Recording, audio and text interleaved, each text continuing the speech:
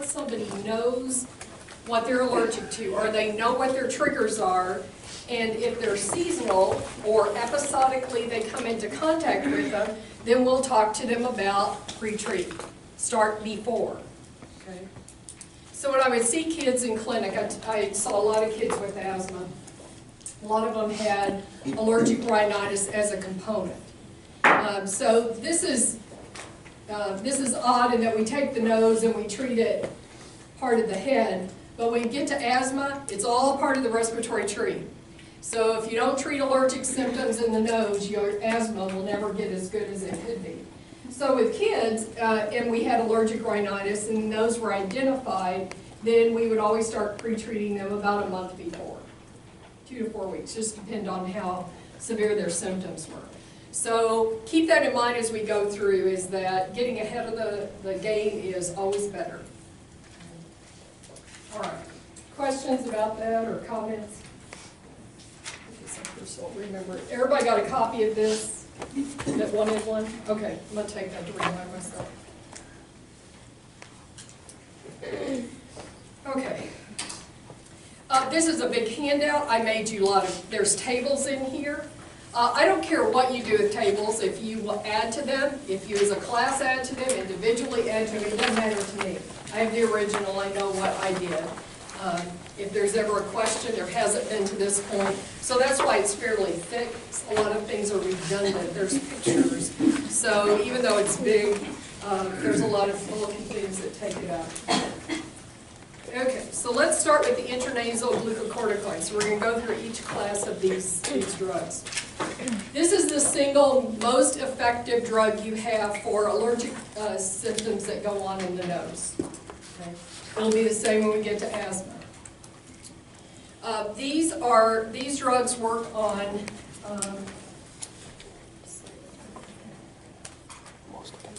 so they're produced by the adrenal cortex. Adrenal cortex is the outer layer of the adrenal gland.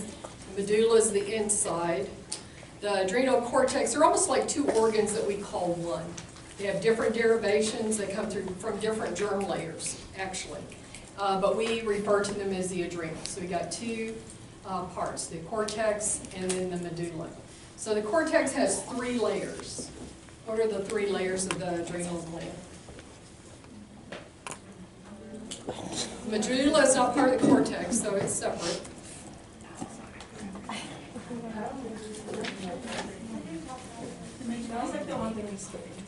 You didn't do the anatomy of the adrenal gland? Well, there's a cortex and the medulla. There's a cortex. Well, I'll teach you an easy way. Yay!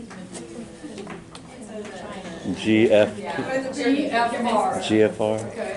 So the outer one is the glomerulosa, the zona glomerulosa.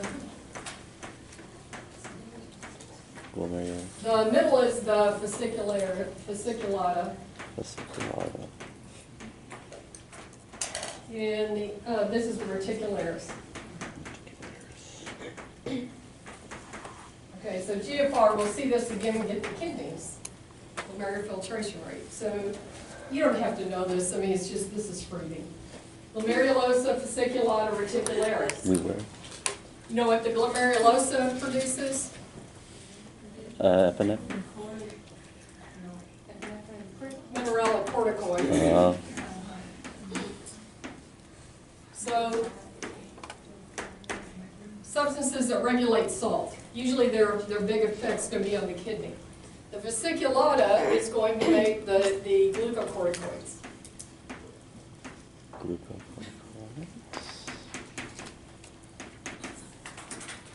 Okay, like cortisol. And the last one are the sex hormones. So androgens come from this area. Cortex. Okay, so the way my teacher taught me, and I was probably younger than you all when I learned it, was this is salt, sugar, sex, and sex is an inside job. So that's the way to remember where they fall. So glomerulosa, fasciculata, reticularis, I've never forgotten this. Mineralic corticoids, glucocorticoids, androgens, salt, sugar, sex. Okay, so we're looking at the fasciculata, adrenal cortex. These are powerful drugs. They do really great things, but they can really do bad things if you use them too long and at too high of a dose. So you don't have to know these because we're going to come back to them over and over again in terms of the oral, but they're very hard on the skin, the bones, the eyes, for bleeding, bruising, bone breaking, muscles get weak, cataracts develop. So a lot of reasons not to use them. Respect them. They're very good in their place, but you always have to balance out long-term benefit or short-term benefit for long-term gain and harm. Okay, so these are your preferred agents for allergic rhinitis. Adverse effects, now we're talking about just nasal. So adverse effects are usually burning, stinging, dryness. It's mostly related to the alcohol content of the agent. Some of them have it, some of them don't. And in the table over on page 5, I made you out a table of all the glucocorticoid nasal sprays, and at the end I put down whether it has alcohol or not. So if somebody's responding but they're really complaining about it, you can switch to a product that doesn't have. Some of them have propylene glycol. I think one of them does. I can't remember now which one it is. That also can be an irritant. So that's usually why. Another side effect are nosebleed problems. So divide the nosebleeds into 2 different groups. One is you want to ask the person, are you having frank nosebleeds? I mean, are you just having lots of blood pouring from your nose? Or are you've got blood-tinged mucus? Okay, 2 different things. So if they're just having mucus and they're getting some blood when they blow their nose, because usually we tell them blow your nose before you use the product, then what you can do is just refrain from using that for a couple of days. Have them use like a normal saline spray. That'll comfort the nose, it'll keep it moist. Usually these are used from drying of the agent. Winter time's terrible. Nosebleeds go up in the winter because we dry out our mucous membranes. So getting it better hydrated, just refrain from the drama in that nostril, let it heal up, start it back in about 3 days or so. If they are having frank epistaxis, then you really need to look for a cause. Is it recurrent or is it occurring fairly frequently? Look for a cause, and I've listed some of them down there. So it could be an infection, can be something else going on, can be a neoplasm. In there can be the fact that they smoke. If they use a CPAP machine, these are very drying. So there's other things they can do, different masks, and they can use humidified air. So lots of things you can do, but separate those out in terms of what is likely cause. So when we use them, what do we expect them to do? We expect that congestion will go down, that their nose will stop running. It may or may not. That's the rhinorrhea.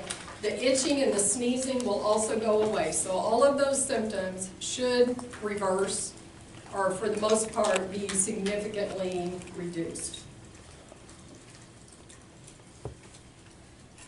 Efficacy is going to be based on the patient's subjective report to you is whether or not it's getting better. Safety is a different matter, and we're going to see this one again when we get to asthma. So when we give steroids to kids, it decreases their growth acceleration. So remember I told you that when kids are born, they're on some type of growth curve, okay? And they don't fall off of it. If they do, there's something wrong. And every time you see a kid, you'll plot them on their growth curve, and they stay on it. So what happens on kids with steroids is they decelerate. Now, we'll see in asthma is that they don't grow as fast, but they usually will reach their adult height. They just won't reach it as quickly. Okay? With asthma, that's a big thing, and parents sometimes will know those things, and they'll use that information to work against what you're wanting to do. You always have to balance, usually, kids with asthma, if they are severe enough and they go untreated, they will not grow as big as they should. If you give them steroids, they're not going to grow as fast as they would, but they're still going to usually get to the end at the same height. Okay? So if parents are very knowledgeable, savvy, they go out on the internet, they look at stuff, they may bring that up with you. For mild degrees of disease, allergic rhinitis, asthma, we have some other things we can try. But this is the most powerful. If you got moderate to severe, you're going to have to be hard-pressed to control symptoms without having a steroid in place. So that's what that first bullet is. It doesn't appear that it suppresses the hypothalamic pituitary axis. So exactly how it decreases that in these low doses, how it decreases that growth, I can't tell you the exact mechanism. So, but just know that that's a problem with using steroids. For those that have maybe fragile eyes or the elderly, monitor their vision. Usually you do not see cataract growth or changes due to inhaled corticosteroids. But I'm going to show you a way to at least introduce the least risk with the type of products you choose. Okay, so if you're on the next page, all of them are equally effective. Okay? But they do have differences in how much systemic effect they can exert. Okay? So this is important. This is an important concept. Okay. So we can divide, look first on the next page, page 5, just briefly, on that big chart. So you see I divided it into first generation and second generation. One of the reasons for that divide is the amount of systemic absorption you get from those drugs. Okay? So if you look at this diagram in your handout, this is showing that they're giving you an intranasal corticosteroid 200 micrograms as an example. When you spray it in your nose, about 30%, if you go down on the right-hand side, about 30% stays in the nose and exerts an effect. The rest of it, we usually swallow. So it goes down the GI tract and it gets absorbed. Okay? So what you see, two little branches then. So you get to the gut, you got 70% of the dose, that's 140 micrograms that lands in the gut. You see that on the left-hand side, some of those older, and this is the older agents, so the first generation glucocorticoids, they all go through the liver. They all have significant first pass effect. But the older generation ones escape it to a greater degree. So you'll see there where it's got TAA at the bottom, you've got 32 micrograms that got past the liver. If you look at on the right-hand side of that, 99% first pass, that's the second generations. Almost none of it got past the liver, okay? That is a big difference between first generation and second generation. Second generation, mometasone and fluticasone, especially the furate salt, are preferred in kids because they have the least amount of systemic absorption. I can guarantee you, I'm going to ask you this, it's an important one to know. I would use the seconds almost exclusively. However, they're a lot more expensive. And these inhalers are expensive. Several $100s. So insurance may not pay for them. But that would be my choice if I had it. A lot of these are over the counter, and so patients can get them and pay for them themselves.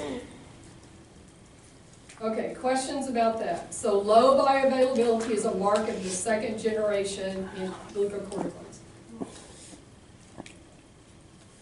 Now see why, now you knew about the first pass, and you can understand it just really fast. See, you've learned something. You didn't know it December 31st, did you? No. You know it now. All right, yes. What are the names specifically that you use for kids? They're on that big chart, second generation. So this one is the same. Mometazone you see, and there's several fluticasone. Okay, onset of action. Okay, the thing with the glucocorticoids, how do they work? How do glucocorticoids work? Which receptor do they work on? The glucocorticoid receptor. Intranuclear. They're the ones, they're very lipid soluble. They'll go through the cell membrane. A little receptor, intracellular receptor in the cytosol will pick them up, take them to the nucleus. They go down and they interact with DNA. They produce messenger RNAs. They send it out to the ribosomes. The ribosomes make or will prevent cytokine production, or they'll make anti-inflammatory type peptides so inflammation goes down. So it's powerful because you're hitting them at the production site. Okay? Instead of an antihistamine where you're out in the periphery sitting on a receptor keeping a histamine from doing its action. You're almost like at the end of the game. Instead of you are here, you're hitting the heart of what's happening. Okay. All right. Talked about alcohol. Optimal use. Here is a difference with steroids versus other drugs. Hear me now, because we're going to do it over and over again, but it's different. So with steroids, what we will usually do is we'll start at the maximum dose, and then as the person responds, we'll back off. Okay. Other drugs, we never do that. We would never start you at the top of the blood pressure recommended dose for any drug, because otherwise you might lay on the ground and fall, pass out. Okay? So different from most, you're going to start at the top, back down. How fast you back down will depend on the patient's response. Some people may be able to go from top to half. Some people can go to every other day, or only as needed. So it will just depend on the person. Okay. I have a quick question. Yeah. When you're saying like it just depends on the person, I know when we gave certain chemo drugs, you had to give them steroids with it, and some people will get really lightheaded. Is that what you mean? Like when they get off the drug, they had like the different side effects from the steroids? No. So that's not what you're talking about. No. Okay. No, what I was referring to in terms of passing out was if we took that same approach of starting at maximum doses with other sets, with another disease and medication, if we started with the antihypertensives and we started them at the max dose, people would pass out because we would drop their blood pressure so low that they would not be able to sit upright. Okay. Dry powder formulation. So most of the inhaled corticosteroids, if you look on page 6, most of them are spray pumps, but there are 2 that have come out in the last couple of years. And one of them I have at the bottom is a dry powder aerosol. So if people really don't like the spray pumps, you have the, what's the other one, Quinol? Q-nasal, and then this is Zatana. So Zatana is one of the dry powdered inhalers. They are used differently, so there's a different instruction. Anytime people are using inhalers in their nose, in their mouth, it's always important to make sure they're using it correctly. Because if there's a high dependency on the person's ability to use the device correctly. So if they don't use it correctly, then it won't do what you want it to do. So I've given you the instructions there, but we'll come back to those. Okay. Questions to this point? Okay, page 5, that big table. You need to take notes, and I'm going to tell you what you need to know off of this table. I don't think I wrote it. I did not write specifically in your objectives. Here's what you should take away from this. Do not memorize it. It's too much. What you need to memorize is that I want you to know which ones are first generation, which ones are second generation.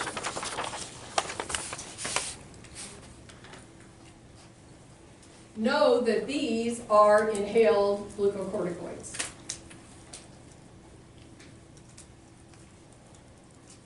We don't take any of them orally. I'm thinking out loud. We don't take them orally. We use them topically. You'll see them sometimes in steroid creams. That's about it. And inhalers for asthma. Okay.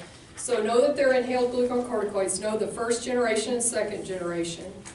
Know that they differ in bioavailability. So know that first generations have a high bioavailability. You'll see down there 10 to 50, up to 50% of the dose that they put in their nose is going to end up in their systemic circular, or will get to the liver, let's say that. Well, no, it'll get past the liver, sorry.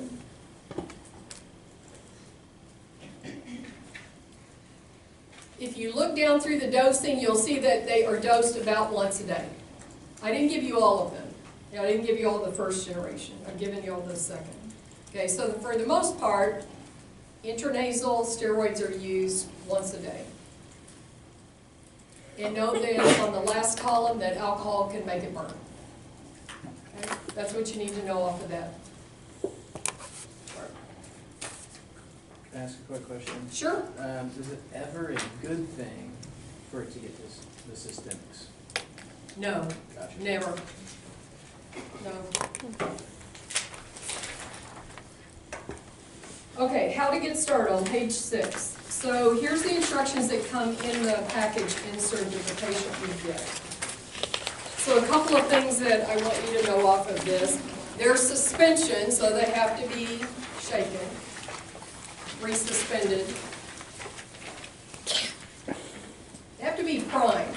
So primed means you got to fill up the space that doesn't have any drug in it. So those usually, if they're using it on a regular basis daily, they only have to prime it the first time. So it means they shake it up and they squirt a few sprays out. That's priming. It's a good idea if they'll blow their nose before, especially if they're always gunky. The other thing they could do is they could blow their nose, they could use a nasal saline. Clean it out. The cleaner that nasal membrane or passage is, the better the drug will get to where it needs to be. So no problem in using a nasal saline before.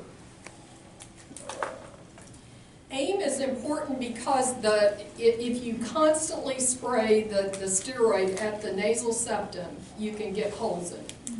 Okay. So you want to aim it away from.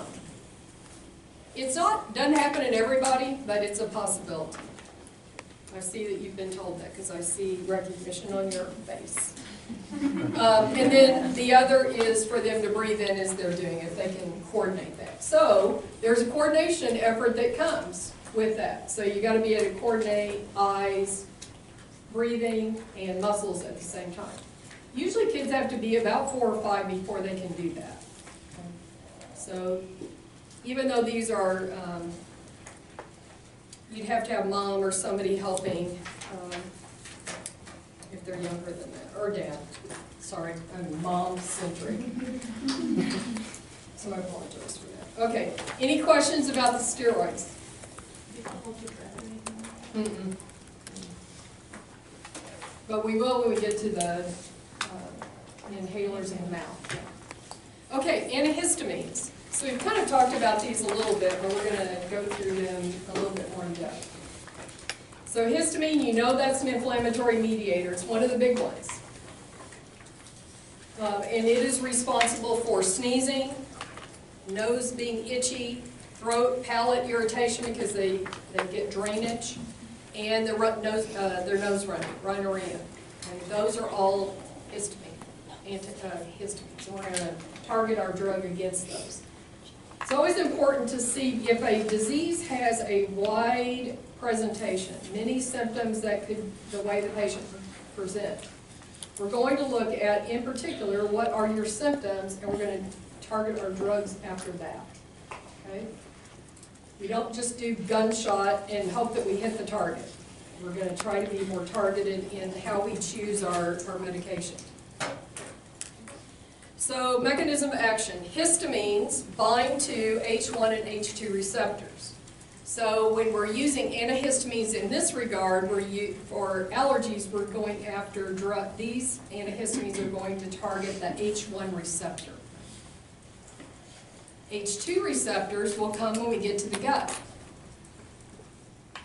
And we'll use them to help us with upset stomachs and reflux, heartburn. Okay, so H1. And they're all over the body. That's why you get all these side effects, is because they are not specific. These drugs will sit on lots of different types of receptors. And so we get side effects from those, but we also take advantage of that. Okay? Because where else have you seen antihistamines pop up besides in allergies? What else do we use them for? Sleep? What else? Anxiety. What else did you just have in the last Meniere's? What do we do that for? Balance, vertigo, nausea, promethazine. I bet both so you've had it. Okay, for nausea. Pain. That's a stretch. What are you thinking? Tell me what you're thinking. Just the last symptom.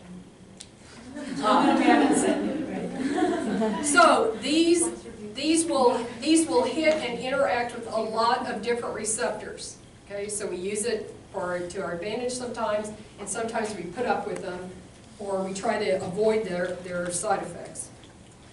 Okay. So histamines, what they do.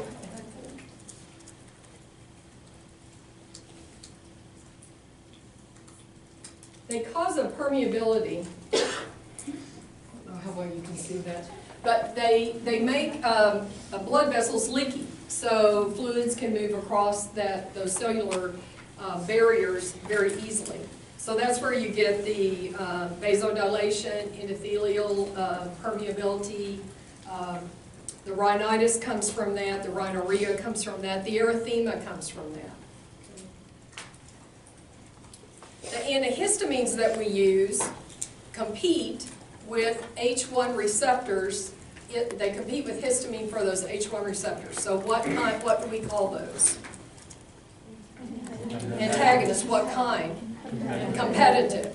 Okay? So you ought to pull out Module 1 and look back at that fantastic little section I gave you on competitive antagonists, and just the more times you will make your brain go down a path, the more times your brain will say, must be important. And it will make that groove deeper, and you'll remember it the next time. So make yourself go back over things 100, 1,000 times, and it will help it remember. Okay. Regular use, if there's a regular allergen exposure, the more often you get the drug in ahead of time, the more often it'll work better.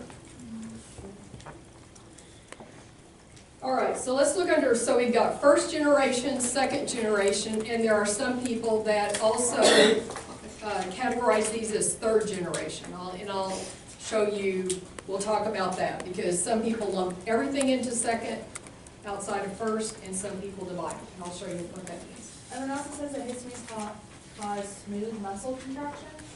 What is that? Oh, like. But I guess like. You can get vasoconstriction and vasodilation. Probably depending on where they are located. Is it, do you get like a cramp in your stomach, or is it bigger than that? You can get diarrhea. Okay. No, you don't. Yes, you do for the histamines. Yeah, you do. So you can see that. Okay. Beyond that, I don't know. Okay. Yes. Really quick, your handout says grain. Is that supposed to be grain for the first bullet point? Where are you? First bullet point on mechanism of action. It says GI tract, grain, adrenal. Thank you for catching that. Yes, thank you. Thank you. Yes, that should be grain. Okay, first generation. So the thing to keep in mind about first generations is that they are very lipophilic.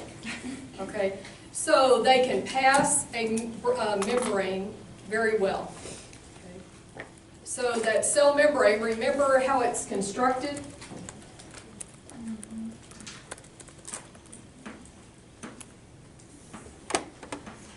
So it's polarized. So the sections that are polars move away from each other, and these are the more lipophilic. So lipophilic goes through very easily, water soluble, not so much, okay? So these will pass through the blood-brain barrier easily. So when they do that, they get into the CNS, and that's where they call symptoms. That's why they're sedating. At least in older children and adults. In children under 2, you can see paradoxical agitation and activation. And children can actually die from that agitation and that CNS stimulation. So that's why you see avoiding this drug in kids under 2. Overdose situations are more common. Parents give them too much or too often. And so these are difficult drugs in those very, very young. So that's why they're also hard on the brain in terms of the elderly. So Rhine, this one's on the Beers list. Decreased cognition, impaired thinking, with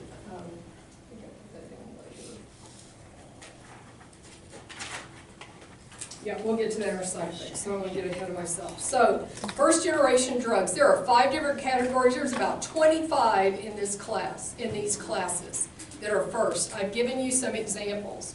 Some of them you've already seen. Okay. So diphenhydramine, that's Benadryl. Chlorpheniramine, brompheniramine, old chlorotrimazole is one of the ones that the chlorpheniramine is in. Hydroxyzine, another one we use for anxiety. Very inexpensive drug. Doxylamine, we'll see that pop up when we get to morning sickness, one of the drugs that's used. Diphenhydramine is a form of diphenhydramine. Meclizine, you've already seen. Promethazine is an antiemetic. Okay? So these are all the first generation.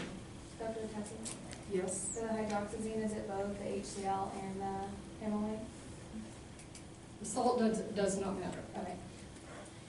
Second generation, the way they're different is they are more specific and selective for the histamine H1 receptor.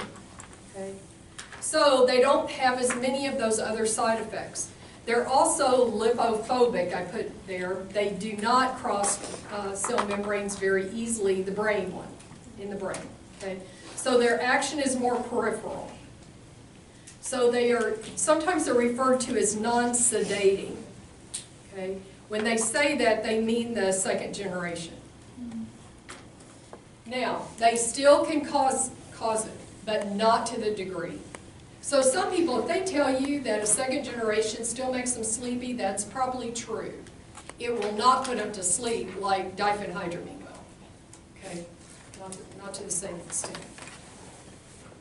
So those are preferred. When we are talking about antihistamines with allergic rhinitis, if we're going to use oral, these would be the preferred generation. Their onset's pretty fast, in about an hour, full effect in about 2 to 3 hours. They're long acting, so we can dose them once a day. Benadryl, we need to dose every 4 to 6 hours, so much shorter half-life. Look on the next page, third generations. So some people will put there are active metabolites of 3 of the second generation. Some people will refer to them as a third generation. So if you look down there, desilratidine, that is from loratadine. Levocetirizine, again from cetirizine is a second, and then fexofenadine. Okay.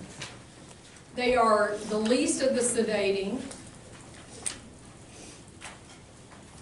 and are also I would consider them equivalent with the second generations in terms of their effectiveness. So they're indicated for treating nasal itching, eyes itch, tears, sneezing, rhinorrhea. They don't affect nasal congestion because that tends to be more of a vasculature problem, vasodilation, than it does and the antihistamines just don't aren't very good at that, yes. So are these indications and contraindications for all of the generations or does that just? No, the contraindications are for the second generation, second and third, because it says peripheral selective, that would be your second. The indications would be for all three? Yes, but you're not going to use the first generation. They would do it, but you're not going to use them. Okay, adverse effects. First generation, we've talked about CNS. That's why we stay away from them unless that's what we're going after. So we could use a sedating, yes. So, sorry, third generation are active metabolites of the first generation? Second. Okay, it says first. Oh, I did catch that and I worked it out. Yes, Correct. second, yes. So CNS symptoms, so sedation, impaired thinking, motor function, so they can impair driving.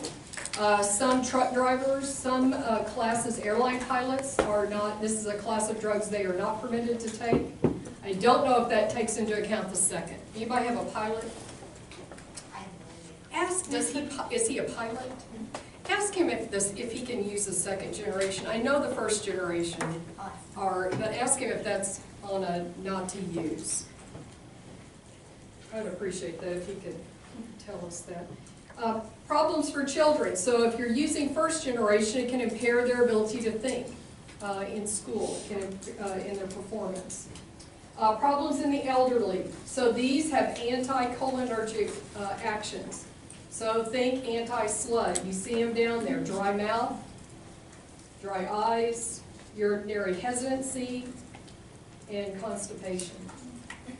They also, and this is one of the big reasons they're on the beers list, is that they can cause dementia-like symptoms. It's one of the things to rule out in an older person, is that they are not taking these agents. And the problem with them is that they can show up in multiple products. Or they could be taking these and taking another drug that has a lot of anticholinergic activity. So those are all additive. So think about that when you're looking at dementia and you suspect a drug-induced dementia. Look at the anticholinergic properties of the drugs. Nasal sprays. So the nasal sprays, the big thing with them is the taste, especially with azolastine, is it has a bitter taste. They have reformulated. I don't know the newer product, but that is supposed to be better in terms of the taste. And then the nasal burning, pharyngitis, because it slides down the back of their throat, irritates it. So Roland therapy, they are not as good as the intranasal glucocorticoids. But they're more effective than cromolyn, or they're equally effective or more effective than cromolyn, which is a mast cell stabilizer. So there are prescription antihistamine sprays, the azolastine and olopatadine. They may improve nasal congestion. They're thought to have some anti-inflammatory effects. I wouldn't use them for that, but your patients may say, I breathe better after I take them. They have very rapid onset, so they can be used on demand. If you're starting somebody on a nasal steroid and they have fairly severe symptoms, you could use the antihistamine until that takes effect. You can use them together. You can use a nasal antihistamine and a nasal glucocorticoid together as well. And they come commercially like that. So you can use combination. If you've got somebody who's not responding well to a nasal steroid and then you find that they also respond to an antihistamine, or you can go to it second, is try them together. So Dimista is a product that has both of those together.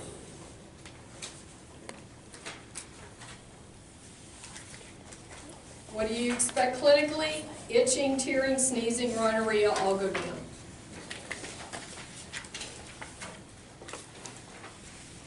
There's a lot of antihistamines on the market. On this, I would like you to know the loratadine.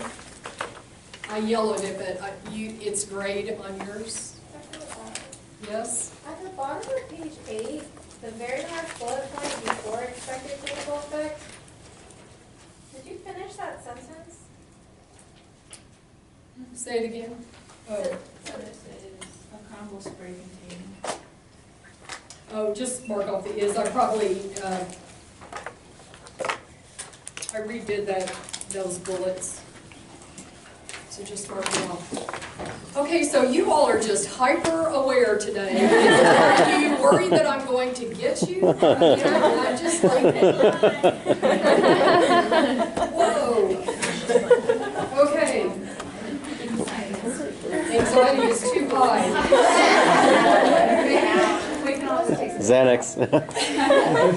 Okay. You can write this around. So loratadine, I want you to know that loratadine.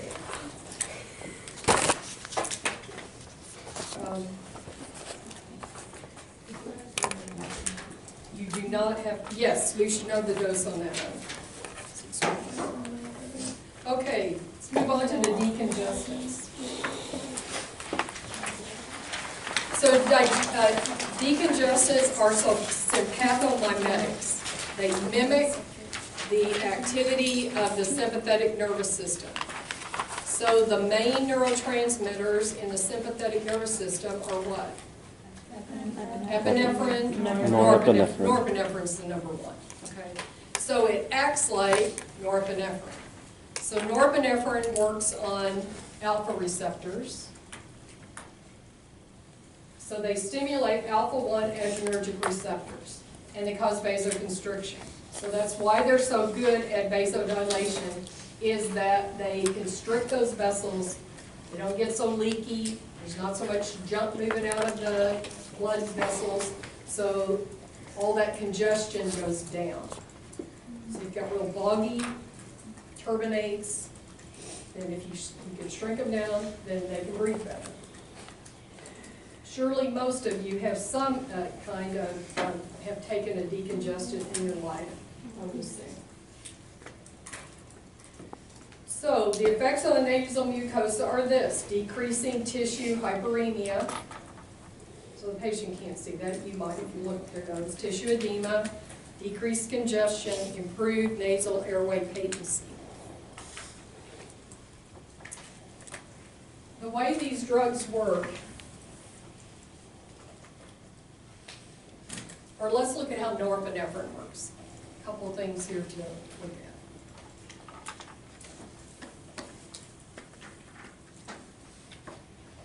So norepinephrine is a neurotransmitter. It helps to communicate from one neuron to the next.